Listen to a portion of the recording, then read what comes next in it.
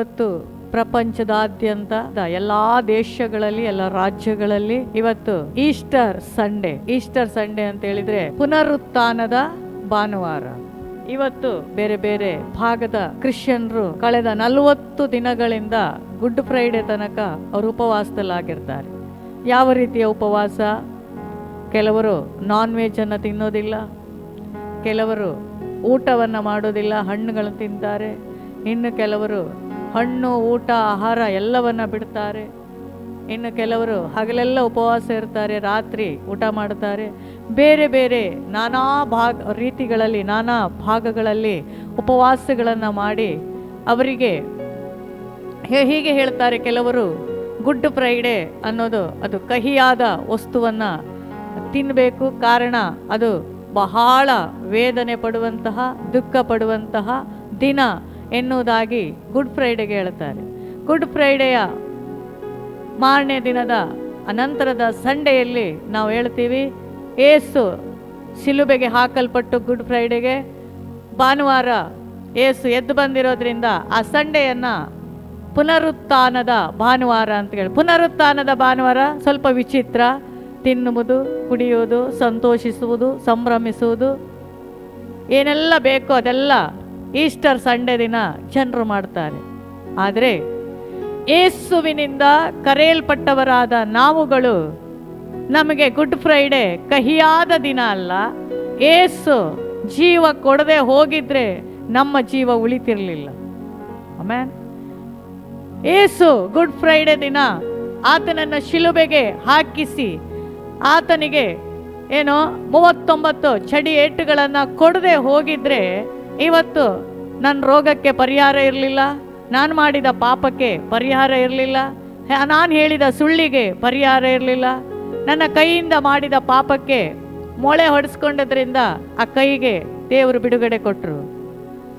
ನನ್ನ ಕಾಲು ಮಾಡಿದ ಪಾಪದಿಂದ ಅವರ ಕಾಲಿಗೆ ಮೊಳೆ ಹೊಡೆದಿರೋದ್ರಿಂದ ನನ್ನ ಕಾಲಿಗೆ ಒಂದು ಬಿಡುಗಡೆ ಆಯಿತು.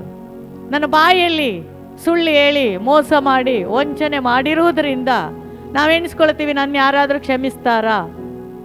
ನಾವು ಅನೇಕ ಬಾರಿ ಅಂದ್ಕೊಳ್ತೀವಿ, ನನ್ನನ್ನು ಯಾರಾದರೂ ಕ್ಷಮಿಸ್ತಾರಾ? ಗೊತ್ತಾದರೆ ಕ್ಷಮಿಸಲ್ಲ, ಗೊತ್ತಾಗದೆ ನಾವು ತಪ್ಪು ಮಾಡ್ತೀವಿ ಅಲ್ವಾ?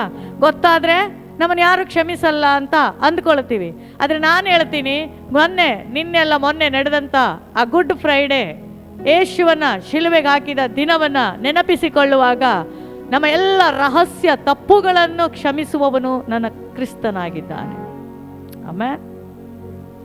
ಆ ತಪ್ಪನ್ನ ಕ್ಷಮಿಸುವುದಕ್ಕೋಸ್ಕರ ಅಂದು ಶಿಲುಬೆಯಲ್ಲಿ ಯಾವ ತಪ್ಪು ಮಾಡದೇ ಇರುವ ಯೇಸುವನ್ನ ಅಲ್ಲಿ ಮರಣಕ್ಕೆ ಗುರಿಪಡಿಸಿದ್ರು.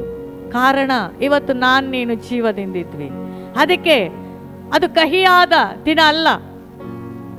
ಅನೇಕ ಲೋಕ ನಾಯಕರು ಸತ್ತಾಗ, ಲೋಕದ ಮಹಾನ್ ವ್ಯಕ್ತಿಗಳು ಸತ್ತಾಗ ಜನರು ಕಣ್ಣೀರು ಸುರಿಸ್ತಾರೆ, ಜನರಿಗೆ ನಷ್ಟ ಆಗುತ್ತೆ. ಆ ವ್ಯಕ್ತಿ ಇದ್ದಿದ್ರೆ ಬಹಳ ಒಳ್ಳೇದಾಗ್ತಿತ್ತು, ನಮ್ಮ ದೇಶ ಇನ್ನೂ ಬೆಳೀತಾ ಇತ್ತು, ನಮ್ಮ ರಾಜ್ಯ ಇನ್ನೂ ಬೆಳೀತಾ ಇತ್ತು ಅಂತ ಹೇಳ್ತಾರೆ.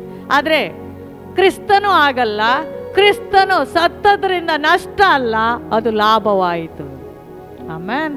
ಕ್ರಿಸ್ತನು ಸತ್ತದ್ರಿಂದ ನಮಗೆ ಬಹಳ ಲಾಭವಾಗಿ ಇವತ್ತು ಆತನು ಎದ್ದು ಬಂದಿರುವ ದಿನವನ್ನ ಇದು ನಾವು ಉಂಡು ಕುಡಿದು ಸಂತೋಷ ಪಡೋದಲ್ಲ. ಕಾರಣ ಅದರಲ್ಲಿ ಕೂಡ ಒಂದು ಮಹತ್ತಾದ ಅರ್ಥವನ್ನ ದೇವರಿಟ್ಟಿದ್ದಾನೆ. ಲೂಕನು ಬರೆದ ಸುವಾರ್ತೆ 24ನೇ ಅಧ್ಯಾಯದ 6ನೇ ವಾಕ್ಯ ಹೇಳುತ್ತೆ, ಯೇಸುವನ್ನ ಸಮಾಧಿಯಲ್ಲಿ ಗುಡ್ ಫ್ರೈಡೆ ದಿನ ಆತನನ್ನ ಮರಣಕ್ಕೆ ಒಪ್ಪಿಸಿದ್ರು, ಸಮಾಧಿಯಲ್ಲಿ ಇಟ್ಟರು. ಒಂದು ದೊಡ್ಡ ಬಂಡೆಯನ್ನ ಆ ಸಮಾಧಿಗೆ ತಡೆಯಾಗಿ ಇಟ್ಟರು, ಯಾರು ಒಳಗೆ ಹೋಗು ಬರಬಾರ್ದು. ಅವನ ಶವವನ್ನ ಅವನ ಶರೀರವನ್ನ ಯಾರು ಎತ್ಕೊಂಡು ಹೋಗಬಾರ್ದು ಅಂತ ಬಹಳ ರೋಮ್ ಸಾಮ್ರಾಜ್ಯ ಕಟ್ಟುನಿಟ್ಟಾದ ಎಲ್ಲ ವ್ಯವಸ್ಥೆಗಳನ್ನು ಮಾಡಿದಾಗಲೂ ಯೇಸುವಿನ ಸಮಾಧಿ ಇವತ್ತಿನವರೆಗೂ ಅದು ತೆರೆದ ಸಮಾಧಿಯಾಗಿದೆ. ಆಮೆನ್. ನಾವು ನೋಡಿದ್ವಿ, ಲೋಕದಲ್ಲೆಲ್ಲ ನಾನು ನಾನು ನಾನು ಎಂದು ಹೇಳಿದವರೆಲ್ಲ ಈ ಲೋಕ ಬಿಟ್ಟು ಹೋದಾಗ ಅವರ ಸಮಾಧಿಯಿಂದ ಯಾರು ಎದ್ದು ಬರಲಿಲ್ಲ. ಅವರ ಸಮಾಧಿ ಇವತ್ತಿಗೂ ಮುಚ್ಚಲ್ಪಟ್ಟಿದೆ. ಆಮೇಲೆ ದೊಡ್ಡ ದೊಡ್ಡ ವ್ಯಕ್ತಿಗಳಿರ್ಬೋದು, ದೊಡ್ಡ ದೊಡ್ಡ ಮಹಾನ್ ಪ್ರಭಾವಶಾಲಿಯಾದ ವ್ಯಕ್ತಿಗಳಿರ್ಬೋದು, ಆದರೆ ಅವರೆಲ್ಲರ ಸಮಾಧಿ ಇವತ್ತು ಮುಚ್ಚಲ್ಪಟ್ಟಿದೆ. ಆದರೆ ಒಂದೇ ಒಂದು ಸಮಾಧಿ ತೆರೆಯಲ್ಪಟ್ಟಿದೆ, ಅದು ನನ್ನ ಯೇಸು ಕ್ರಿಸ್ತನ ಸಮಾಧಿಯಾಗಿದೆ. Amen, hallelujah. ಸಬ್ಬತ್ ದಿನದಂದು ಅವನ ಸೇವೆಯಲ್ಲಿ ಒಟ್ಟಾಗಿರುವಂಥ ಹೆಂಗಸರು, ಗಂಡಸರು, ಶಿಷ್ಯರು ಎಲ್ಲ ಒಟ್ಟಾಗಿರುವ ಸಮಯದಲ್ಲಿ ಇವತ್ತು ಭಾನುವಾರದ ಮುಂಜಾನೆ ವೇಳೆಯಲ್ಲಿ ಆ ಸಮಾಧಿ ಹತ್ರ ಕೆಲವು ಸ್ತ್ರೀಯರು ಹೋಗ್ತಾರೆ. ಆಗ ಅಲ್ಲಿ ಒಬ್ಬ ದೇವದೂತನು ಬಂದು ಅವರಿಗೆ ಏನನ್ನ ಹೇಳ್ತಾನೆ? 24ನೇ ಅಧ್ಯಾಯದ 6ನೇ ವಾಕ್ಯ. ಅವನು ಇಲ್ಲಿ ಇಲ್ಲ, ಎದ್ದಿದ್ದಾನೆ. ಅಷ್ಟೇ ಸರ್. ಅವನು ಇಲ್ಲಿ ಇಲ್ಲ, ಎದ್ದಿದ್ದಾನೆ. ಅವನು ಸಮಾಧಿಯಲ್ಲಿ ಇರ್ಲಿಕ್ಕೆ ಬಂದವನಲ್ಲ, ಅವನು ಸಮಾಧಿಯಲ್ಲಿ ಬೂದಿ ಆಗ್ಲಿಕ್ಕೆ ಹೋಗಿ ಮಣ್ಣಾಗಿ ಹೋಗ್ಲಿಕ್ಕೆ ಬಂದವನಲ್ಲ. ಯೇಸು ಅವನನ್ನ ಶಿಲುಬೆಗೆ ಹಾಕಿದಾಗ ಮುಗಿದು ಕತೆ ಮುಗೀತು ಅಂತ ಹೇಳಲಿಕ್ಕೆ ಬಂದವನಲ್ಲ. ಯೇಸು ಪುನರುತ್ಥಾನದ ಭಾನುವಾರದ ದಿನ ಆತನು ಎದ್ದು ಮತ್ತೆ ಲೋಕದಲ್ಲಿ ಕಾಣಿಸಿಕೊಂಡಿದ್ದಾನೆ. ಆತನನ್ನು ಎಬ್ಬಿಸಿರುವ ಆ ಪುನರುತ್ಥಾನದ ಶಕ್ತಿ ನನ್ನನ್ನು ನಿನ್ನನ್ನು ಇವತ್ತು ಎಬ್ಬಿಸುವಂಥದ್ದಾಗಿದೆ, ನಮ್ಮ ಸಭೆಗಳನ್ನು ಎಬ್ಬಿಸುವಂಥದ್ದಾಗಿದೆ. ನಮ್ಮ ಜೀವನದಲ್ಲಿರುವ ಕಷ್ಟಗಳನ್ನು ಆತನು ತೆಗೆದುಹಾಕಿ ನಮ್ಮನ್ನು ಎದ್ದು ನಿಲ್ಲುವಂತೆ ಮಾಡುವಂಥ ಶಕ್ತಿ ಆ ಪುನರುತ್ಥಾನದ ಶಕ್ತಿಯಾಗಿದೆ. ಹಲ್ಲೆಲೂಯಾ.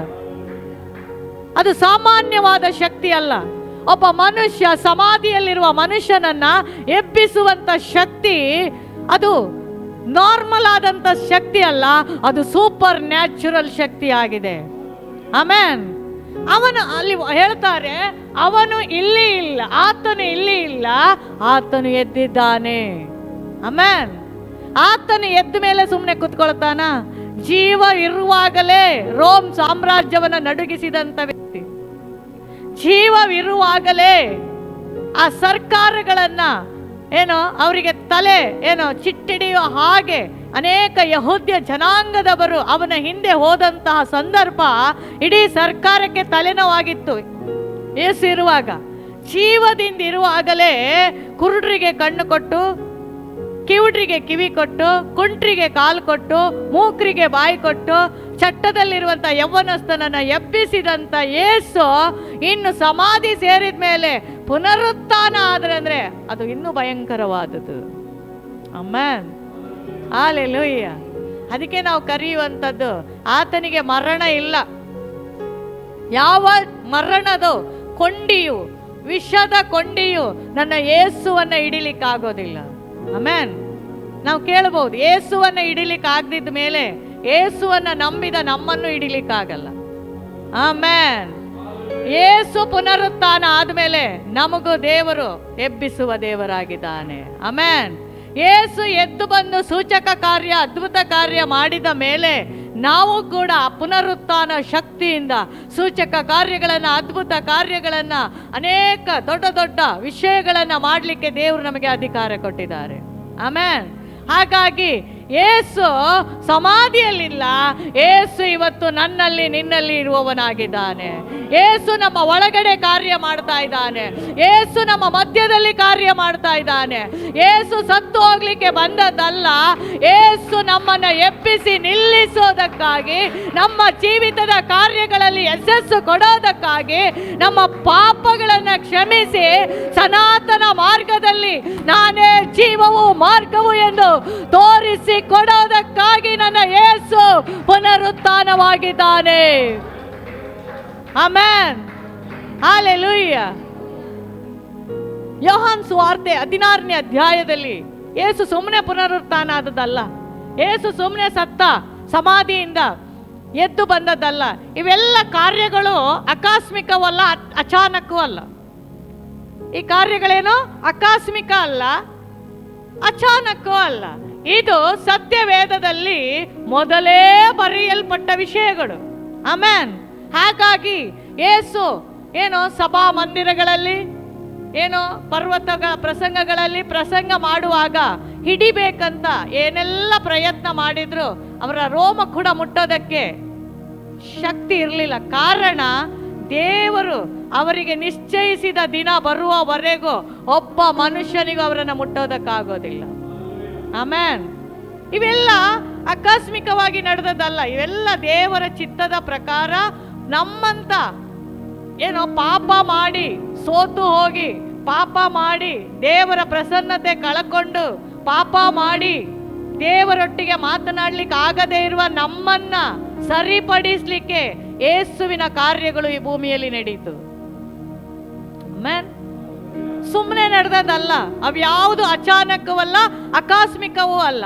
ನನ್ನನ್ನ ನಿನ್ನನ್ನ ಬಚಾವ್ ಮಾಡಲಿಕ್ಕೆ, ನನ್ನನ್ನ ನಿನ್ನನ್ನ ತಪ್ಪಿಸ್ಲಿಕ್ಕೆ, ನನ್ನನ್ನ ನಿನ್ನನ್ನ ನಿತ್ಯ ನರಕದಿಂದ ತಪ್ಪಿಸ್ಲಿಕ್ಕೆ, ನನ್ನನ್ನ ನಿನ್ನನ್ನ ಒಳ್ಳೆ ಮಾರ್ಗದಲ್ಲಿ ನಡೆಸಲಿಕ್ಕೆ, ನನಗೂ ನಿನಗೂ ಒಳ್ಳೆ ಆರೋಗ್ಯ ಕೊಡಲಿಕ್ಕೆ, ನನಗೂ ನಿನಗೂ ಒಳ್ಳೆ ಮಾನಸಿಕ ಸ್ಥೈರ್ಯವನ್ನ ಕೊಡೋದಕ್ಕೆ ಈ ಘಟನೆಗಳು ಸತ್ಯವೇದ ಪುಸ್ತಕದಲ್ಲಿ ಅನೇಕ ಪ್ರವಾದಿಗಳ ಮುಖಾಂತರ ದೇವರು ಹೇಳಿಸಿದ್ದಾನೆ. ಆಮೆನ್. ಹಾಗಾಗಿ ಈ ಪುನರುತ್ಥಾನದ ಶಕ್ತಿ ಯೇಸುವನ್ನ ಎಬ್ಬಿಸುವಂಥದ್ದಾಗಿದೆ. ಆಮೆನ್. ಯೇಸು ಎಬ್ಬಿಸಿದ ಮೇಲೆ ನನಗೂ ನಿನಗೂ ಚಿಂತೆ ಮಾಡುವ ಅವಶ್ಯಕತೆ ಇಲ್ಲ. ಯೋಹಾನ್ ಸುವಾರ್ತೆ 16ನೇ ಅಧ್ಯಾಯದ 22ನೇ ವಾಕ್ಯದಲ್ಲಿ ಸ್ವಾಮಿಯೇ ಸ್ವತಃ ಯೇಸು ಕ್ರಿಸ್ತರೇ ಹೇಳಿದಂತ ಮಾತೊಂದಿದೆ. ಏನ್ ಮಾತು? 22ನೇ ವಾಕ್ಯ. ಹಾಗೆಯೇ ನಿಮಗೂ ಈಗ ದುಃಖವಿದ್ದರೂ, ನಿಮಗೆ ಈಗ ಏನಿದೆ? ದುಃಖ ಇಲ್ಲದವ್ರ ಕೈ ಎತ್ರಿ. ನನಗೆ ದುಃಖನೇ ಇಲ್ಲ ಅನ್ನೋರ್ ಕೈ ಎತ್ರಿ. ಆಮೆನ್. ಎಲ್ರಿಗೂ ದುಃಖ ಇದೆ. ಆಮೆನ್. ಎಲ್ರಿಗೂ ಒಂದಲ್ಲ ಒಂದು ದುಃಖ ಇದೆ. ಯಾರು ಹೇಳಿದ್ದು? ಗಟ್ಟಿಯಾಗಿ ಹೇಳ್ರಿ, ಯಾರು ಹೇಳಿದ್ದು? ಯೇಸು ಸ್ವಾಮಿ. ಈಗ ನಿಮಗೆ ದುಃಖವಿದ್ದರು. ಹಲ್ಲೆಲೂಯಾ. ಈಗ ನಿಮಗೆ ಮನಸ್ತಾಪ ಇರಬಹುದು, ದುಃಖ ಇರಬಹುದು, ವೇದನೆ ಇರಬಹುದು, ಕಳ್ಕೊಂಡಿರ್ಬಹುದು, ನಷ್ಟ ಆಗಿರ್ಬಹುದು, ದೂಷಣೆ ಮಾಡಿರ್ಬಹುದು, ಅಪವಾದ ಬಂದಿರಬಹುದು, ನಿಂದಿಸಿರ್ಬಹುದು, ಹೊಡೆದಿರ್ಬಹುದು. ಎಲ್ಲ ದುಃಖ ಪರ್ವತದ ಹಾಗೆ ನಿನ್ನ ಮುಂದೆ ನಿಂತಿದೆ.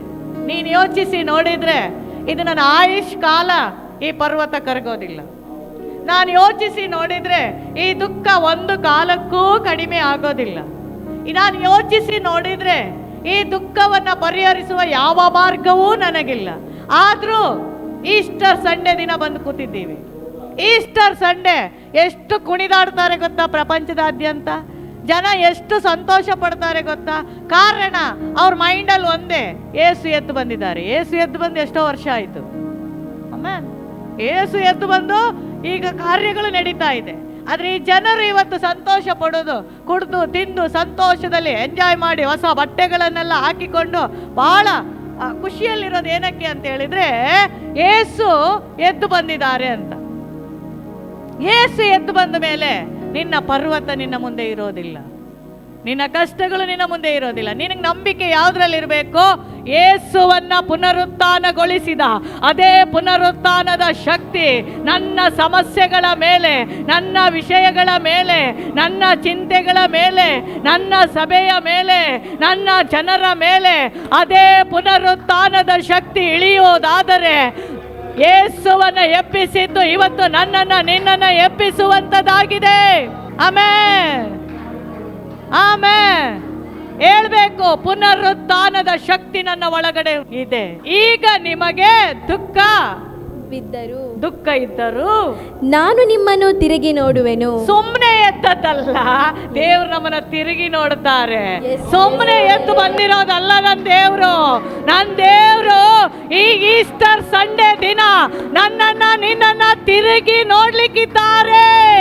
ನನ್ನ ಯೇಸು ಈ ಈಸ್ಟರ್ ಸಂಡೇ ಪ್ರತಿ ವರ್ಷ ಬರುವ ಸಂಡೇ ಹಾಗೆ ಅಲ್ಲ, ಈ 2025ರ ಈ ಪುನರುತ್ಥಾನದ ಭಾನುವಾರ ಯೇಸು ನನ್ನನ್ನ ನಿನ್ನನ್ನ ತಿರುಗಿ ನೋಡುವವರಾಗಿದ್ದಾರೆ.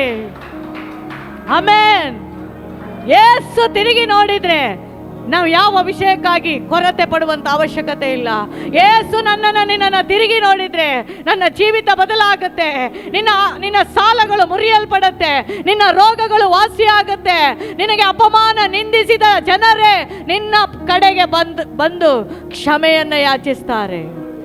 ಆಮೆನ್. ಆಮೆನ್. ಕಾರಣ ನಾನು ಹೇಳಿದ್ದಲ್ಲ, ಯೇಸು ಹೇಳ್ತಾರೆ, ನಾನು ತಿರುಗಿ ನೋಡುತ್ತೇನೆ. ಆಮೆನ್. ನಾನು ತಿರುಗಿ ನೋಡುತ್ತೇನೆ. ಆಮೆನ್. ತಿರುಗಿ ನೋಡಬೇಕು ದೇವರು ತಿರುಗಿ ನೋಡಬೇಕು. ದಾವೀದ ಕುಮಾರನು ದಾರಿಯಲ್ಲಿ ಹೋಗ್ತಾ ಇದ್ದಂತ ಈ ಯೇಸು ಬಾರ್ತಲೋಮನು ತಟ್ಟೆ ಹಿಡ್ಕೊಂಡು ಒಂದಿಬ್ರು ಸಹ ಭಿಕ್ಷುಕರೊಟ್ಟಿಗೆ ಭಿಕ್ಷೆ ಬೇಡಿ ತಿಂತಾ ಇದ್ದ. ಆಮೇನ್. ಅವನು ಯೇಸುವನ್ನ ನೋಡ್ಲಿಲ್ಲ, ಯೇಸು ಬಗ್ಗೆ ಗೊತ್ತಿಲ್ಲ, ಕಾರಣ ಕಣ್ಣಿಲ್ಲ. ಯೇಸು ಹೈಟ್ ಇದ್ದಾನ, ಗಿಡ್ಡ ಇದ್ದಾನ, ತೆಪ್ಪಳೆ ಇದ್ದಾನ, ವೈಟ್ ಇದ್ದಾನ, ಬ್ಲ್ಯಾಕ್ ಇದ್ದಾನ, ವಾಯ್ಸ್ ಹೇಗಿದ್ದು ಯಾವುದು ಬಾರ್ತಲೋಮನಿಗೆ ಗೊತ್ತಿಲ್ಲ. ಅವನು ಮಾಮೂಲಿ ಭಿಕ್ಷೆ ಬೇಡ್ತಾ ಇದ್ದ, ದಿನವೂ ಭಿಕ್ಷೆ ಬೇಡ್ತಾ ಇದ್ದ. ಆದರೆ ಜನ ಹೇಳಿದ್ರು, ಬಾರ್ತಲೋಮನೆ, ಇಲ್ಲೊಬ್ಬ ವ್ಯಕ್ತಿ ಹೋಗ್ಲಿಕ್ಕಿದ್ದಾನೆ. ಆ ವ್ಯಕ್ತಿಯ ವಿಶೇಷತೆ ಏನಂದ್ರೆ ಅವನೊಮ್ಮೆ ತಿರುಗಿ ನೋಡಿದ್ರೆ ನಮ್ಮ ಜೀವಿತ ಬದಲಾಗತ್ತೆ. ಅವನೊಮ್ಮೆ ತಿರುಗಿ ನೋಡಿದ್ರೆ ನನ್ನ ಕಣ್ಣೀರು ಬದಲಾಗತ್ತೆ. ಅವನೊಮ್ಮೆ ತಿರುಗಿ ನೋಡಿದ್ರೆ ನಾನಿದ್ದಾಗೆ ಇರೋದಿಲ್ಲ. ಬಾರ್ತಲೋಮನು ಅವರ ಮಾತಿಗೆ ಗಮನ ಕೊಡ್ತಾನೆ. ಯೇಸು ಆ ಮಾರ್ಗವಾಗಿ ಹೋಗುವಾಗ ಬಾರ್ತಲೋಮನು ಅವನಿಗೇನು ಗೊತ್ತಿಲ್ಲ, ಅವನಿಗೆ ಎದ್ದು ಗೊತ್ತಿದೆ ಯೇಸು ದಾವಿದ ಕುಮಾರನು, ದಾವಿದನ ಮನೆತನದಲ್ಲಿ ಹುಟ್ಟಿದವನು. ಹಾಗೆ ದಾವಿದನು ಬಹಳ ಒಳ್ಳೆಯ ವ್ಯಕ್ತಿ ಸತ್ಯವೇದದಲ್ಲಿ. ಅವನ ಒಂದು ಕುಟುಂಬದಲ್ಲಿ ಜನಿಸಿದವನು ಯೇಸು. ಯೇಸು ಬಗ್ಗೆ ಹೆಚ್ಚಾಗಿ ಗೊತ್ತಿಲ್ಲದೆ ಇದ್ರು ಬಾರ್ತಲೋಮನು ಕೂಗ್ತಾನೆ, ದಾವಿದ ಕುಮಾರನೇ ಅನ್ನೋದಾಗಿ ಕೂಗ್ತಾನೆ. ಆಮೇನ್, ಆಮೇನ್. ಕೂಗಿದ್ದೆ ತಡ ಯೇಸು ಮುಂದೆ ಹೆಜ್ಜೆ ಇಟ್ಟವರು ತಿರುಗಿ ಹಿಂದಕ್ಕಿಟ್ಟು ತಿರುಗಿ ನೋಡ್ತಾರೆ. ಇವತ್ತು ನನ್ನನ್ನು ನಿನ್ನನ್ನು ಯೇಸು ತಿರುಗಿ ನೋಡ್ಲಿಕ್ಕಿದ್ದಾರೆ. ಯಾವಾಗ ಯೇಸು ಬಾರ್ತಲೋಮನನ್ನ ತಿರುಗಿ ನೋಡಿದ್ರು, ಇವತ್ತು ಭಿಕ್ಷೆ ಬೇಡುತ್ತಿದ್ದ ಬಾರ್ತಲೋಮನು ಕಣ್ಣುಗಳು ಕಾಣುವಂತನಾಗಿ ಕುಣಿದಾಡುತ್ತಾ ಸಂತೋಷವಾಗಿ ತನ್ನ ಕೆಲಸವನ್ನ ಮಾಡೋದಕ್ಕೆ, ತಂದೆ ತಾಯಿಗಳನ್ನ ನೋಡೋದಕ್ಕೆ, ತನ್ನ ಕುಟುಂಬಸ್ಥರನ್ನ ನೋಡೋದಕ್ಕೆ ಆತನು ಜಿಂಕೆಯ ರೀತಿಯಲ್ಲಿ ಕುಣಿದಾಡುತ್ತಾ ಹೋದನು. ಹಲ್ಲೆಲೂಯಾ. ಈ ಪುನರುತ್ಥಾನದ ಭಾನುವಾರದಂದು ನಾನು ಕೂಗಿ ಹೇಳ್ತೇನೆ, ಯಾರಿಗೆಲ್ಲ ಕಷ್ಟ ಇದೆಯೋ, ಯಾರಿಗೆಲ್ಲ ಇವತ್ತು ಆಗಲ್ಲ ಅನ್ನುವಂಥ ಮಾತು ನಿಮ್ಮಲ್ಲಿ ಹೋಗ್ತಾ ಇದೆಯೋ, ಅಥವಾ ನನ್ನ ಜೀವಿತದಲ್ಲಿ ಇಷ್ಟೇನಾ ದೇವ್ರೆ ಅಂತ ಪ್ರಶ್ನೆ ಮಾಡಿದ್ದೀವೋ, ದೇವರು ಹೇಳ್ತಾನೆ ಇವತ್ತು ಪುನರುತ್ಥಾನದ ಭಾನುವಾರದ ದಿನ ಯೇಸು ನಮ್ಮನ್ನ ತಿರುಗಿ ನೋಡ್ಲಿಕ್ಕಿದ್ದಾರೆ. Amen, amen. ಯೇಸು ತಿರುಗಿ ನೋಡಿದ್ರೆ ಈ ಈಸ್ಟರ್ ಸಂಡೇ ಮೊದಲುಗೊಂಡು ನಮ್ಮ ಜೀವಿತದಲ್ಲಿ ಒಂದು ಶತ್ರು ನಮ್ಮನ್ನ ಹಿಂದಟ್ಟಿ ಬರೋದಕ್ಕೆ ಸಾಧ್ಯ ಇಲ್ಲ. ಈ ಈಸ್ಟರ್ ಸಂಡೇ, ಈ ಪುನರುತ್ಥಾನದ ಭಾನುವಾರದ ದಿನ ಮೊದಲುಗೊಂಡು ಇನ್ನು ಶತ್ರು ನಮ್ಮನ್ನ ಆಳ್ವಿಕೆ ಮಾಡೋದಿಲ್ಲ. ನಮ್ಮ ಕೈ ಶತ್ರುವಿನ ಮೇಲೆ ಇರುತ್ತೆ. ಈ ದಿವಸ ಮೊದಲ್ಗೊಂಡು ಇಷ್ಟು ದಿನ ಶತ್ರು ನಿನ್ನ ಆಟ ಆಡಿಸಿದ, ಶತ್ರು ನಿನ್ನ ಹತ್ರ ಬಂದ, ಶತ್ರು ಎಲ್ಲ ಖಾಲಿ ಮಾಡಿದ, ಶತ್ರು ನಿನ್ನಲ್ಲಿರೋದನ್ನೆಲ್ಲ ಕಸ್ಕೊಂಡ, ಪ್ರೀತಿ ನಷ್ಟ ಮಾಡಿದ, ಹಣ ನಷ್ಟ ಮಾಡಿದ, ಕುಟುಂಬ ನಷ್ಟ ಮಾಡಿದ, ಜನರನ್ನ ನಷ್ಟ ಮಾಡಿದ, ಆರೋಗ್ಯ ನಷ್ಟ ಮಾಡಿದ. ಆದರೆ ಈ ಪುನರುತ್ಥಾನದ ಸಂಡೆಯಲ್ಲಿ ಕೂಗಿ ಹೇಳ್ತಾ ಇದ್ದೇನೆ, ನೀನು ನಂಬೋದಾದ್ರೆ ದೇವ್ರ ವಾಕ್ಯ ಹೇಳುತ್ತೆ, ನೀ ನಂಬಿದ್ರೆ ದೇವರ ಮಹಿಮೆ ಕಾಣುತ್ತೆ. ನೀ ಸುಮ್ಮನೆ ಕೇಳಿದ್ರೆ ದೇವ್ರ ಮಹಿಮೆ ಕಾಣಲ್ಲ. ಸುಮ್ಮನೆ ಕೇಳಿದ್ರೆ ದೇವ್ರ ಮಹಿಮೆ ಕಾಣಕ್ಕಾಗಲ್ಲ. ಸುಮ್ಮನೆ ಹಲ್ಲೆಲೂಯಾ ಹೇಳಿದ್ರೆ ದೇವ್ರ ಮಹಿಮೆ ಕಾಣಕ್ಕಾಗಿಲ್ಲ. ಒಂದೇ ಮಾತು ಸಾಕು, ನೀನು ನಂಬಿದರೆ ದೇವರ ಮಹಿಮೆಯನ್ನ ಕಾಣುವೆ. ಈ ಪುನರುತ್ಥಾನದ ಭಾನುವಾರದ ದಿನ ನೀನು ನಂಬಿದ್ರೆ ಇನ್ನು ಮುಂದೆ ಶತ್ರು ನಿನ್ನ ಮೇಲೆ ಅಲ್ಲ, ನಿನ್ನ ಕೈ ಶತ್ರುವಿನ ಕೊರಳ ಪಟ್ಟಿಯನ್ನ ಹಿಡಿದು ಆತನು ಏನೆಲ್ಲ ನಿನ್ನಿಂದ ನಷ್ಟ ಮಾಡಿದಾನೋ ಅವನ್ನ ಹಿಂಪಡೆಯುವಂಥ ದಿನವಾಗಿದೆ. ಹಲ್ಲೆಲೂಯಾ. ಯೇಸು ತಿರುಗಿ ನೋಡಿದ್ರು, ಬಾರ್ತಲೋಮನ ಜೀವಿತ ಬದಲಾಯಿತು. Amen, hallelujah, hallelujah. ಯೇಸು ಎಲ್ಲೆಲ್ಲ ತಿರುಗಿ ನೋಡಿದ್ರು ಅಲ್ಲೆಲ್ಲ ಅದೇ ಪರಿಸ್ಥಿತಿ ಇಲ್ಲ, ಅದು ಸಮೃದ್ಧಿಯಾಗಿ ಬೆಳೀತು. ಯೇಸು ಎಲ್ಲೆಲ್ಲ ತಿರುಗಿ ನೋಡಿದ್ರು, ದೃಷ್ಟಿಸಿ ನೋಡಿದ್ರು, ಅಲ್ಲೆಲ್ಲ ಚೇಂಜಸ್ ಆಯಿತು. ಮುಂದೆ ವಾಕ್ಯವನ್ನು ಓದುವಾಗ, ಆಗ ನಿಮ್ಮ ಹೃದಯಕ್ಕೆ ಆನಂದವಾಗುವುದು. ಯೇಸು ನೋಡಿದ್ರೆ ಏನಾಗುತ್ತೆ? ಹೃದಯಕ್ಕೆ ಗಟ್ಟಿಯಾಗಿ ಕೂಗಿ ಹೇಳ್ರಿ, ಯೇಸು ನಿಮ್ಮನ್ನ ನೋಡಿದ್ರೆ ನಿಮಗ್ ಮಾತ್ರ ಅಲ್ಲ, ನಿಮ್ಮ ಹೃದಯಕ್ಕೆ ಆನಂದವಾಗೋದು. ಆಮೇನ್. ನಿಮ್ಮ ಹೃದಯಕ್ಕೆ ಆನಂದ ಆದ್ರೆ ನಿಮ್ಮ ಪಕ್ಕದಲ್ಲಿರುವವರಿಗೂ ಆನಂದ, ನಿಮ್ಮ ಒಟ್ಟಿಗಿರುವವರಿಗೂ ಆನಂದ, ನಿಮ್ಮ ಮನೆಯಲ್ಲಿ ಆನಂದ. ಆಮೆನ್. ಯೇಸು ತಿರುಗಿ ನೋಡಿದ್ರೆ ಏನಾಗುತ್ತಂತೆ? ನಿಮ್ಮ ಹೃದಯಕ್ಕೆ ಆನಂದವಾಗಿ. ಈ ಭಾನುವಾರದಂದು ಯೇಸು ತಿರುಗಿ ನೋಡ್ತಾರೆ. ಬರುವ ಭಾನುವಾರ ನೀನು ಬರಿಗೈಯಾಗಿ ಬರೋದಿಲ್ಲ. ಬರುವ ಭಾನುವಾರ ನೀನು ಇದೇ ದುಃಖದಲ್ಲಿ ಬರೋದಿಲ್ಲ. ನಾನು ಕೂಗಿ ಹೇಳ್ತೇನೆ, ಬರುವ ಭಾನುವಾರ ಈ ದುಃಖದಲ್ಲಿ ನೀನು ಬರೋದಿಲ್ಲ. ಯೇಸುವಿನ ನಾಮದಲ್ಲಿ, ಯೇಸುವಿನ ರಕ್ತದಲ್ಲಿ ಈ ಪುನರುತ್ಥಾನದ ಶಕ್ತಿ ನಿನ್ನ ಒಳಗಡೆ ಚಲಿಸಿ ನಿನ್ನ ಹೃದಯಕ್ಕೆ ವಾಕ್ಯ ಹೇಳುವ ಪ್ರಕಾರ ವಾಕ್ಯದ ಮೇಲೆ ಕೂಗಿ ಹೇಳ್ತೇನೆ, ನಿನ್ನ ಹೃದಯಕ್ಕೆ ಆನಂದ. ಎಸ್ ಎಸ್ ಎಸ್ ಎಸ್ ಎಸ್ ಎಸ್ ಎಸ್ ಎಸ್ ಎಸ್ ಎಸ್ ಎಸ್ ನಿನ್ನ ಹೃದಯಕ್ಕೆ ನನ್ನ ದೇವರು ಆನಂದವನ್ನು ಕೊಡುವವರಾಗಿದ್ದಾರೆ. ಆ ಪುನರುತ್ಥಾನದ ಶಕ್ತಿ ಚಲಿಸಲಿ. ರಬಾಶಲೋ ರೇ ಕೆಲದೋ ರಬಾಸ್ಯ. Hallelujah, hallelujah. ಇದು ಸುಮ್ಮನೆ ಕೇಳಿ ಯಥಾ ಪ್ರಕಾರ ಭಾನುವಾರ 4 ವಾಕ್ಯ ಹೇಳಿ ಹೋಗುವಂಥದ್ದು ಇವತ್ತಲ್ಲ. ಇವತ್ತು ನಾನು ಕೂಗಿ ಹೇಳ್ತೇನೆ, ಯಾರಿಗೆಲ್ಲ ಮನಸ್ಸಿನೊಳಗಡೆ ವೇದನೆ, ನೋವು, ದುಃಖ, ಸಂತಾಪ, ತಡಿಲಿಕ್ಕಾಗದೇ ಇರುವಷ್ಟು ಕಣ್ಣೀರು ನಿನ್ನ ಒಳಗಡೆ ಬರ್ತಾ ಇದೆಯೋ, ಇವತ್ತು ಕೂಗಿ ಹೇಳ್ತೇನೆ, ನಿನ್ನ ಹೃದಯಕ್ಕೆ ದೇವರು ಬರುವ ವಾರದ ಒಳಗಡೆ ಆನಂದವನ್ನು ಕೊಡ್ತಾರೆ. ಆಮೆನ್. ನಂಬುವ ದೇವ ಮಕ್ಕಳು ಗಟ್ಟಿಯಾಗಿ ಗಟ್ಟಿಯಾಗಿ ಕೂಗುತ್ತಾ ದೇವರಿಗೆ ಒಂದು ಸ್ತೋತ್ರ ಮಾಡ್ರಿ. Hallelujah, hallelujah. ನೀವು ಹೇಳ್ಬೋದು, ಅಷ್ಟೇ ಈ ಆನಂದ 1 ವಾರ ಮಾತ್ರನಾ? ಆಮೆನ್. ಈ ಸಂತೋಷ 1 ವಾರ ಮಾತ್ರನಾ? ಈ ಸಂತೋಷ ನಮಗೆ ಈ ವಾರ ಸಿಗುತ್ತೆ, ಮತ್ತೆ ಯಾರಾದ್ರೂ ಕಸ್ಕೊಳ್ತಾರಾ? ವಾಕ್ಯ ಓದ್ರಿ. ಮತ್ತು ನಿಮ್ಮ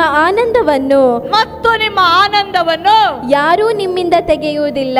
ಹಲ್ಲೆಲೂಯಾ. ದೇವ್ರು ಕೊಟ್ರೆ ಯಾರು ತೆಗೆಯಲ್ಲ. ದೇವ್ರು ಕೊಟ್ರೆ ಯಾರು ಕಸ್ಕೊಳಕ್ಕಾಗಲ್ಲ. ದೇವ್ರು ಕೊಟ್ರೆ ನಿನ್ನನ್ನು ಮುಟ್ಟಕ್ಕೂ ಆಗಲ್ಲ. ದೇವ್ರು ಕೊಟ್ರೆ ಒಬ್ಬ ಶತ್ರು ಅದನ್ನ ಕಸಿಲಿಕ್ಕಾಗಲ್ಲ. ಒಬ್ಬ ಮನುಷ್ಯನು ಅದನ್ನ ಕಸಿಲಿಕ್ಕಾಗಲ್ಲ. ಆ ದೇವರು ಕೊಡುವ ಆನಂದ ಅದು ಪರಿಪೂರ್ಣವಾದ ಆನಂದ. ಆಮೆನ್. ಹಲ್ಲೆಲೂಯಾ. ಭಯ ಪಡಬೇಡ್ರಿ. ಈ ವಾರ ಆನಂದ ಆಗುತ್ತೆ. ನಿಮ್ಮ ಮನಸ್ಸು ಒಳಗಡೆ ಒಂದು ಪ್ರಶ್ನೆ ಬರುತ್ತೆ, ಈ ಆನಂದ ಲೈಫ್ ಲಾಂಗ್ ಇರುತ್ತಾ? ಯಾರಾದ್ರೂ ಕಸ್ಕೊಳ್ತಾರಾ? ಮತ್ತೆ ನನ್ನಿಂದ ಇದು ಹೋಗುತ್ತಾ ಅಂತ ಪ್ರಶ್ನೆ ಮಾಡಬೇಡ. ಯೇಸುವಿನ ನಾಮದಲ್ಲಿ ದೇವರು ಕೊಟ್ಟ ಪರಿಪೂರ್ಣ ಆನಂದ ಯಾರು ಕಸ್ಕೊಳ್ಳಕ್ಕೆ ಸಾಧ್ಯ ಇಲ್ಲ. Amen, amen. ಓದ್ರಿ. ಆ ದಿನದಲ್ಲಿ ನೀವು ನನಗೆ ಯಾವ ಪ್ರಶ್ನೆಯನ್ನು ಮಾಡುವುದಿಲ್ಲ. ಏನ್ ಮಾಡೋದಿಲ್ಲ? ಏನ್ ಮಾಡೋದಿಲ್ಲ? ಇವತ್ತು ಪ್ರಶ್ನೆ ಮಾಡುವವರು ನಾವು ಜಾಸ್ತಿ. ಪ್ರಶ್ನೆ ಪ್ರಶ್ನೆ ಪ್ರಶ್ನೆ ಪ್ರಶ್ನೆ, ಉತ್ತರ ಇಲ್ಲ.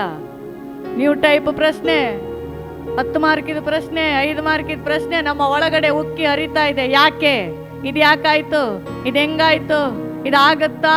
ಹಿಂಗ್ ಮಾಡೋದು ಸರಿನಾ? ಪ್ರಶ್ನೆಗಳು ಬರುತ್ತೆ. ಆಮೆನ್. ದೇವ್ರು ಇವತ್ತು ಆ ಪ್ರಶ್ನೆಗೆ ಉತ್ತರವನ್ನು ಕೊಡ್ತಾ ಇದ್ದಾರೆ. ಯಾವತ್ತೂ ಇನ್ನು ಮುಂದೆ ಪ್ರಶ್ನೆನೇ ಕೇಳೋದಿಲ್ಲ, ಒಂದೇ ಒಂದು ಉತ್ತರ. ಆಮೆನ್. ನಿನ್ನ ಎಲ್ಲಾ ಪ್ರಶ್ನೆಗಳಿಗೆ ಉತ್ತರ ದೇವರು ಕೊಡುವವನಾಗಿದ್ದಾನೆ. ಈ ಆನಂದ ಕಸ್ಕೊಳ್ಳಲಿಕ್ಕೆ ಸಾಧ್ಯ ಇಲ್ಲ. ಈ ಆನಂದ ನಿನ್ನ ಒಳಗಡೆ ಯಾವ ಆನಂದ? ಪುನರುತ್ಥಾನ ಶಕ್ತಿಯ ಮೂಲಕ ದೇವರು ತಿರುಗಿ ನೋಡುವಂತ ಆನಂದ. ಆಮೆನ್. ಎಷ್ಟು ದಿನ ನಿನ್ನ ಪ್ರಶ್ನೆ ಏನ್ ಗೊತ್ತಾ? ದೇವ್ರು ನನ್ನ ಕೇಳ್ತಾ ಇದ್ದಾರಾ? ದೇವ್ರು ನನ್ನ ನೋಡ್ತಾ ಇದ್ದಾರಾ? ದೇವ್ರು ನನ್ನ ಜೊತೆ ಮಾತಾಡ್ತಾ ಇದ್ದಾರಾ? ದೇವ್ರನ್ನ ಹೆಂಗ್ ಗೊತ್ತಾಗೋದು? ದೇವ್ರು ನನ್ನ ಉಪವಾಸ ನೋಡ್ತಾ ಇದ್ದಾರಾ? ಕೇಳ್ತಾ ಇದ್ದಾರಾ? ನಾನು ಕಣ್ಣೀರಿಟ್ಟಿದ್ದು ದೇವ್ರು ನೋಡಿದಾರಾ? ನಾನು ರಾತ್ರಿ ಎಲ್ಲ ವೇದನೆಯಲ್ಲಿ ಇದ್ದಿದ್ದು ದೇವ್ರು ನೋಡಿದಾರಾ ಅಂತ ನಿನ್ನ ಪ್ರಶ್ನೆ ಪ್ರಶ್ನೆ ಪ್ರಶ್ನೆ ಪ್ರಶ್ನೆ. ಆಮೆನ್. 200 ಪೇಜ್ ಫುಲ್ ಪ್ರಶ್ನೆನೇ ಇದೆ. ಈಗ ಉತ್ತರ ಆರಂಭ ಆಗ್ತಾ ಇದೆ. ಈ ಪುನರುತ್ಥಾನದ ಭಾನುವಾರದ ಈ ಬೆಳಗಿನ ಜಾವದಲ್ಲಿ ನಿನಗೆ ಉತ್ತರ ಬರ್ತಾ ಇದೆ. ಏನು ಉತ್ತರ ಬರ್ತಾ ಇದೆ ಅಂತ ಹೇಳಿದ್ರೆ, ದೇವರು ನಿನ್ನನ್ನು ತಿರುಗಿ ನೋಡ್ತಾ ಇದ್ದಾರೆ. ಮೊದಲು ನೋಡಿದ್ದಕ್ಕಿಂತಲ್ಲ, ಈಗ ಪುನರುತ್ಥಾನದ ಶಕ್ತಿಯೊಂದಿಗೆ ನೋಡುವಾಗ ನಿನ್ನ ವಿಷಯಗಳಲ್ಲಿ ದೊಡ್ಡ ಜಯ ದೇವರು ಉಂಟು ಮಾಡ್ತಾ ಇದ್ದಾರೆ. ಆಮೆನ್. ಈ ಪುನರುತ್ಥಾನದ ಶಕ್ತಿಯನ್ನ ನಿನ್ನಿಂದ ಕಸ್ಕೊಳ್ಳೋದಕ್ಕೆ ಯಾರಿಗೂ ಸಾಧ್ಯ ಇಲ್ಲ. ಆಮೆನ್. ಜಯ ಉಂಟು. ಆಮೆನ್. Hallelujah, hallelujah. ಓಕೆ, ಹೇಳುತ್ತೆ, ಇನ್ನು ಮುಂದೆ ನೀನು ಪ್ರಶ್ನೆ ಮಾಡೋದಿಲ್ಲ. ಒಂದು ಮನಸ್ಸಲ್ಲಿ ನಿಮ್ಮ ಮೈಂಡಲ್ಲಿ ಅದು ಬರಬೇಕು. ಕರ್ತನೆ, ಈ 2025 ಪುನರುತ್ಥಾನದ ಭಾನುವಾರದ ದಿನ ಕೂಗಿ ಹೇಳ್ತೇನೆ, ಇನ್ನು ಮುಂದೆ ನನ್ನಲ್ಲಿ ಪ್ರಶ್ನೆ ಬರಬಾರ್ದು, ನನಗೆ ಕೇವಲ ಉತ್ತರ ಕಾಣಿಸಬೇಕು. ಆಮೆನ್. ಯೇಸುವಿನ ನಾಮದಲ್ಲಿ, ಯೇಸುವಿನ ರಕ್ತದಲ್ಲಿ ಯಾರಿಗೆಲ್ಲ ಪ್ರಶ್ನೆ ಇದೆಯೋ ಆ ಪ್ರಶ್ನೆಯನ್ನ ದೇವರು ಕ್ಯಾನ್ಸಲ್ ಮಾಡ್ತಾ ಇದ್ದಾರೆ, ಕ್ಯಾನ್ಸಲ್ ಮಾಡ್ತಾ ಇದ್ದಾರೆ, ಕ್ಯಾನ್ಸಲ್ ಮಾಡ್ತಾ ಇದ್ದೇವೆ. ಇವತ್ತಿನಿಂದ ಹೊಸ ಜೀವಿತ ನಿಮಗೆ ಸ್ಟಾರ್ಟ್ ಆಗಲಿ. ಇಷ್ಟು ದಿನ ಏನಾಗಿದೆಯೋ ಎಲ್ಲವನ್ನ ಮರೆತು ಬಿಡ್ರಿ. ಏಸು ತಿರುಗಿ ನೋಡ್ತಾ ಇದ್ದಾರೆ, ಏಸು ನಿನ್ನನ್ನೇ ನೋಡ್ತಾ ಇದ್ದಾರೆ, ಏಸು ದೃಷ್ಟಿಸಿ ನೋಡ್ತಾ ಇದ್ದಾರೆ. ಏಸು ನೋಡಿದ್ರೆ ನಿನ್ನ ಆರೋಗ್ಯದ ರಿಪೋರ್ಟ್ ಎಲ್ಲ ಕ್ಯಾನ್ಸಲ್ ಮಾಡ್ತಾರೆ. ಏನೆಲ್ಲ ರಿಪೋರ್ಟ್ ಕೊಟ್ಟಿರ್ಬೋದು, ಏನೆಲ್ಲ ಹೇಳಿರ್ಬೋದು, ಡಾಕ್ಟರ್ ರಿಪೋರ್ಟ್ ದೊಡ್ಡದಾಗಿರ್ಬೋದು, ಆದ್ರೆ ದೇವ್ರು ಇವತ್ತು ತಿರುಗಿ ನೋಡಿದ್ರೆ ನಿನ್ನ ರಿಪೋರ್ಟ್ ಕ್ಯಾನ್ಸಲ್ ಆಗಿದೆ. ನಿಮಗೆ ನಿಜ ನಿಜವಾಗಿ ಹೇಳುತ್ತೇನೆ, ನೀವು ತಂದೆಯನ್ನು ಏನಾದರೂ ಬೇಡಿಕೊಂಡರೆ ಅದು ಆತನು ನನ್ನ ಹೆಸರಿನ ಮೇಲೆ ನಿಮಗೆ ಕೊಡುವ ಕಾರಣ ಇಷ್ಟೇ. ತಂದೆಯ ಯೇಸು ಕ್ರಿಸ್ತನ ನಾಮದಲ್ಲಿ ನಿಮಗೆ ಕೊಡ್ಲಿಕ್ಕೆ ಕಾರಣ, ಅಷ್ಟು ಬಾಧೆ ಪಟ್ಟವನು ಯೇಸು ಕ್ರಿಸ್ತನು. ಆಮೆನ್. ಏನೆಲ್ಲ ಕೈಗೆ ಮೊಳೆ ಹೊಡೆದ್ರು, ಕಾಲಿಗೆ ಮೊಳೆ ಹೊಡೆದ್ರು, ಆ ಶಿಲುಬೆಯಿಂದ ಒಂದಾವರ್ತಿ ಕೆಳಗೆ ಬಿದ್ರು, ಶರೀರ ಎಲ್ಲ ಜಖಮ್ ಆದ್ರು, ದೇವ್ರು ಹೇಳಿದಾಗೆ ಒಂದು ಮೂಳೆ ಮುರಿಲಿಲ್ಲ. ಆಮೆನ್. ಒಂದು ಮೂಳೆ ಮುರಿಲಿಲ್ಲ. ಬಾಧೆ ಅನುಭವಿಸಿದ್ರು. ಆದ್ರೆ ಒಂದು ಬಾಳ ದೇವ್ರು ಯಾಕೆ ಯೇಸು ಕ್ರಿಸ್ತನ ಮೇಲೆ ನಿಮ್ಗೆ ಕೊಡ್ತಾರೆ ಅಂದ್ರೆ, ಅಷ್ಟು ಘೋರವಾದ ಮರಣಕ್ಕೆ ತುತ್ತಾದ್ರು, ತಂದೆಗೆ ಒಬೀಡಿಯಂಟ್ ಆಗಿದ್ರು, ವಿಧೇಯನಾಗಿದ್ರು, ಒಂದು ಮಾತು ಹೇಳಲಿಲ್ಲ. ಆಮೆನ್. ತಂದೆಗೆ ವಿರುದ್ಧವಾದದ್ದು ಒಂದು ನಡೀಲಿಲ್ಲ. ಏಸು ಒಂದು ಉಸಿರು ಬಿಟ್ಟಿದ್ರೆ ದೇವದೂತಗಳ ಗಣ ಏನೋ ಗುಂಪು ಗುಂಪಾಗಿ ಸೈನ್ಯ ಸಮೇತ ಬರೋದು. ಆದ್ರೆ ಯಾಕೆ ಏಸು ಹೇಳಲಿಲ್ಲ? ತಂದೆ ಹೇಳಿದ ಮಾತನ್ನ ನೆರವೇರಿಸಿದರು. ಆಮೆನ್. ಈ ವಾಕ್ಯಕ್ಕೆ ಅದೇ ಅರ್ಥ. ನನ್ನ ಹೆಸರಿನ ನಿಮಿತ್ತ ನಿಮ್ಗೆ ಕೊಡ್ತಾರೆ ಅಂದ್ರೆ ಯೇಸು ಕ್ರಿಸ್ತನಲ್ಲದೆ ಮತ್ತೊಂದು ನಮಗೆ ಈ ಲೋಕದಲ್ಲಿ ಇಲ್ಲ. ಆಮೆನ್. ಯೇಸು ಕ್ರಿಸ್ತನಲ್ಲದೆ ಬೇರೆ ಯಾವುದರಿಂದ ಸಿಗ್ಲಿಕ್ಕೆ ಸಾಧ್ಯ ಇಲ್ಲ. ಕಾರಣ, ಅಷ್ಟು ವಿಧೇಯತೆ ಉಳ್ಳವರು ಈ ಲೋಕದಲ್ಲಿ ಆಗಲಿ ಪರಲೋಕ ಭೂಲೋಕದಲ್ಲಿ ಯಾರೂ ಇಲ್ಲ. ತಂದೆಯ ಚಿತ್ತವನ್ನ ನೆರವೇರಿಸಿದವರು ಯಾರೂ ಇಲ್ಲ. ಘೋರ ಮರಣವನ್ನ ತಂದೆಗೋಸ್ಕರ ಅನುಭವಿಸಿದವರು ಯಾರೂ ಇಲ್ಲ. ನಮಗೆ ದೇವ್ರು ಇಷ್ಟೆಲ್ಲ ಕೊಟ್ಟರು ಕೂಡ ಒಂದು ನೋವು ಬಂದ್ರೆ ಬೈಬಲ್ ಓದಲ್ಲ, ಪ್ರೇಯರ್ ಮಾಡಲ್ಲ. ಏಸು ಕೊಟ್ಟಿದ್ದಲ್ಲ, ಕೊಟ್ಟದ್ದು ಯಾರು? ನಮ್ಮಿಂದ ನಾವು ಮಾಡ್ಕೊಂಡಿದ್ದು. ಆಮೆನ್. ದೇವರ ಚಿತ್ತ ಇಲ್ಲದೆ ನಾವು ಕೆಲವೊಮ್ಮೆ ಹೋಗ್ತೀವಿ, ದೇವರ ಚಿತ್ತ ಇಲ್ಲದ ಕೆಲವು ಕಾರ್ಯಗಳನ್ನು ಮಾಡ್ತೀವಿ. ಆಮೆನ್. ಆದ್ರೆ ನಮಗೆ ಬಾಧೆಗಳು ಬರುವಾಗ, ದುಃಖಗಳು ಬರುವಾಗ, ಆಪ್ತರನ್ನ ಕಳೆದುಕೊಂಡಾಗ, ನಾವು ಪ್ರೀತಿಸಿದವರು ಮರಣ ಅಪ್ಪಿದಾಗ, ನಮಗೆ ಏಕಾಂಗಿತನ ಬಂದಾಗ ನಾವೇನು ಮಾಡ್ತೀವಿ? ತಂದೆಯ ಚಿತ್ತವನ್ನ ಬದಿಗಿಡ್ತೀವಿ, ಮನುಷ್ಯರಾದ ನಾವು. ಆದ್ರೆ ಯೇಸು ಮಾನವನಾಗಿ ಹುಟ್ಟಿದ್ರು ಕೂಡ ಆ ಘೋರ ಮರಣದಲ್ಲಿಯೂ ಕೂಡ ತಂದೆಗೆ ಅವಿಧೇಯನಾಗಿ ನಡೆಯಲೇ ಇಲ್ಲ. ಆಮೆನ್. ಆ ಕಾರಣಕ್ಕೆ ಯೇಸು ಧೈರ್ಯವಾಗಿ ಹೇಳ್ತಾರೆ, ಇವತ್ತು ನನಗೂ ನಿನಗೂ ಎಲ್ಲಿದೆ ಧೈರ್ಯ? ಎಲ್ಲಿದೆ ಧೈರ್ಯ? ಫುಲ್ ಫಿಟ್ ಮುಂದೆ ನಿಂತ್ಕೊಳ್ಳಕ್ಕೆ ಎಲ್ಲಿದೆ ಧೈರ್ಯ?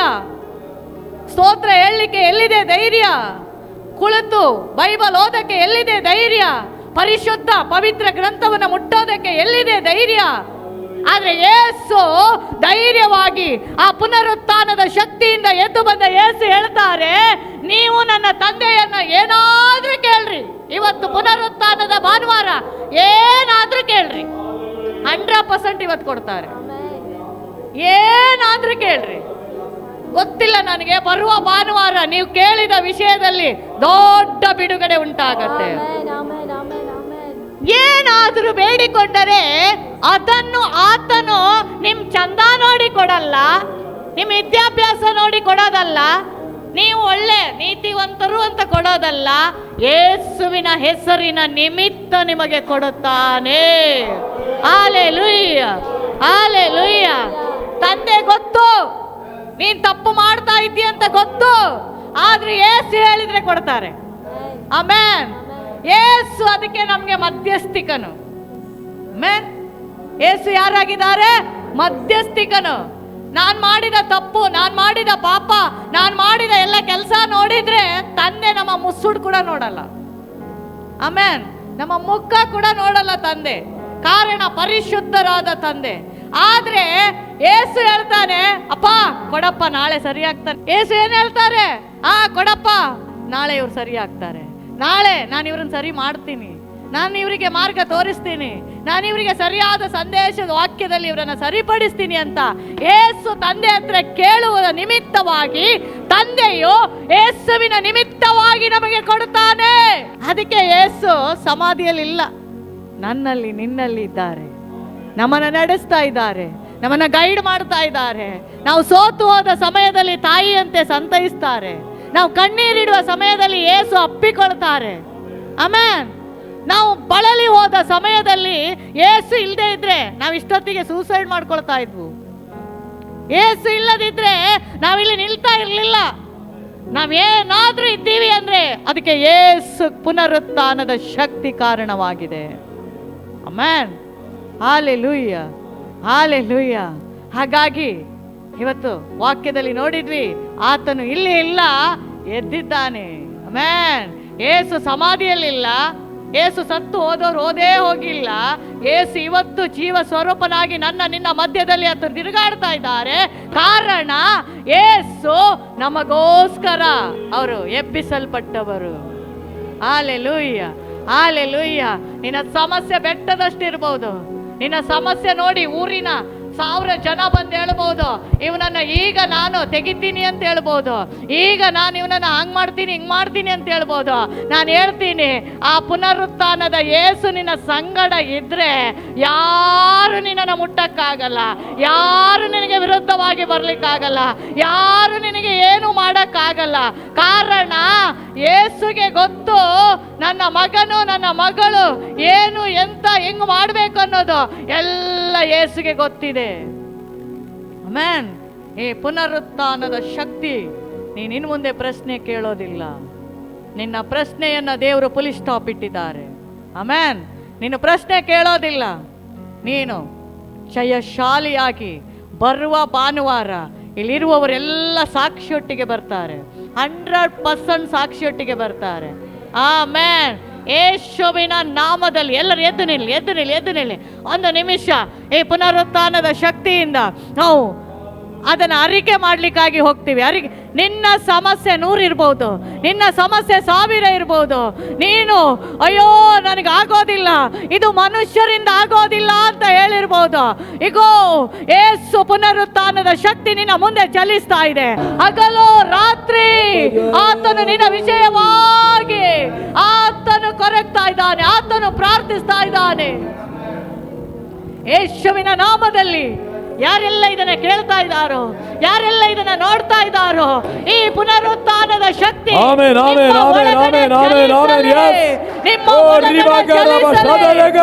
ಪುನರುತ್ಥಾನದ ಶಕ್ತಿ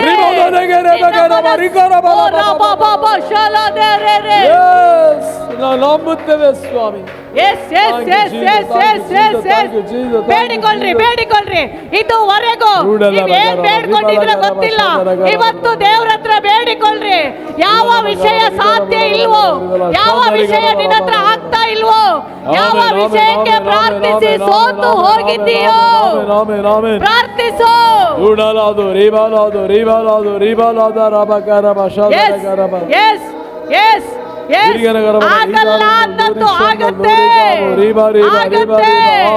ಯೇಸುವಿನ ಪುನರುತ್ಥಾನದ ಶಕ್ತಿ ನಿನ್ನ ಒಳಗಡೆ ಚಲಿಸುವಾಗ ಇವತ್ತಿನ ಒಂದು ಹೊಸ ಕಾರ್ಯ ನಿನ್ನ ಮಧ್ಯದಲ್ಲಿ